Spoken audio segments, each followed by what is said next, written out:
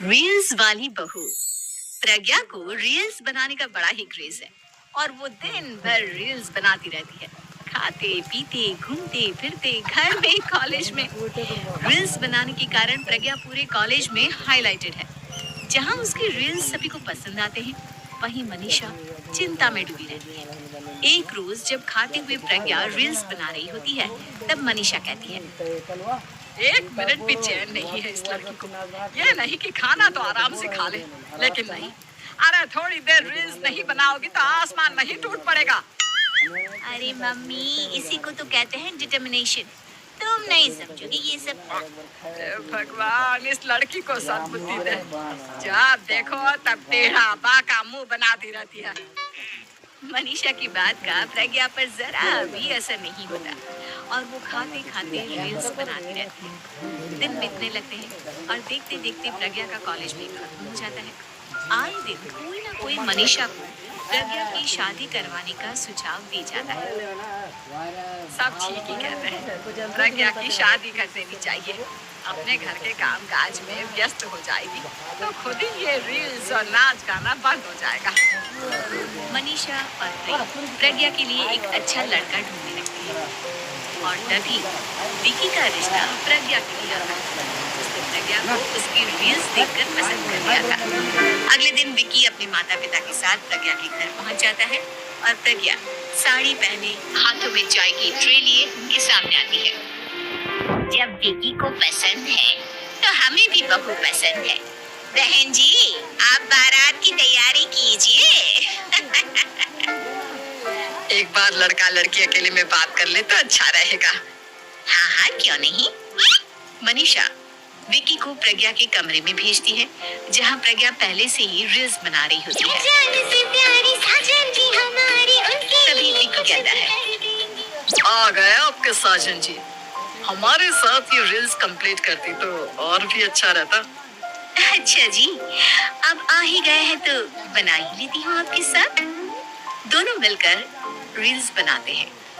जब भी मीट और तुरंत पोस्ट भी कर देते हैं। फिर विकी कहता है, जब आप साड़ी में चाय लेकर आए तब मुझे लगा कि कहीं मैं गलत घर में तो नहीं आ गया। अब सही है। दोनों की शादी पक्की हो जाती है और शादी के दिन भी प्रज्ञा रील्स बनाने से चुकती नहीं। यहाँ तक कि बारात के समय भी नाचते हुए रील्स बनाती है। सभी लोग प्रज्ञा की तारीफ के फूल बांध देते हैं और प्रज्ञा नाचती गाती अपने ससुराल चली जाती है। सब कुछ अच्छा चल रहा होता है। प्रज्ञा यहाँ भी दिन भर हर चीज की रील्स बनाती रहती है।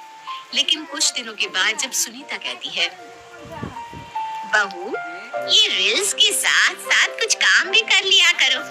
वैसे तुझे और क्या क्या बनाना आता है?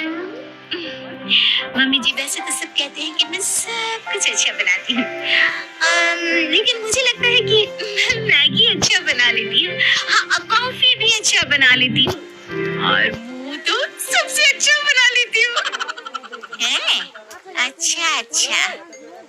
सुनीता अपना माथा पकड़ लेती है और कहती है, बहू, कुछ खाना बनाना भी सीख लेती।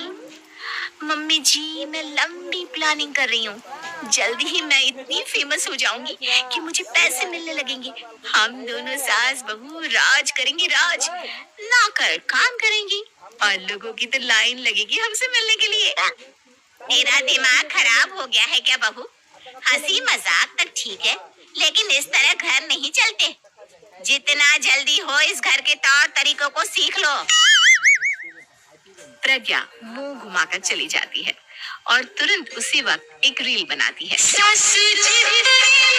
ये देख सुनीता का गुस्सा 7वें आसमान पर चला जाता है और विकी के घर आते ही सुनीता उसे सब कुछ बताती है।